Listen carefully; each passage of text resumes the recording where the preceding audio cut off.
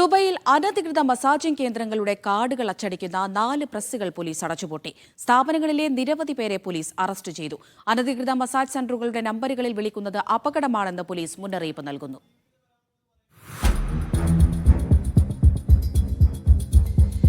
Dubai നഗരത്തിന്റെ വിവിധ ഭാഗങ്ങളിൽ അനധികൃതമായി മസാജ് സെന്ററുകളുടെ കാർഡുകൾ അച്ചടിച്ച് വിതരണം ചെയ്യുന്ന 4 പ്രസ്സുകളാണ് പോലീസ് അടപ്പിച്ചത്. ഈ മേഖലയിൽ പ്രവർത്തിക്കുന്ന എല്ലാവരും നിയമ നടപടി നേരിടേണ്ടി വരുമെന്നും പോലീസ് പറഞ്ഞു.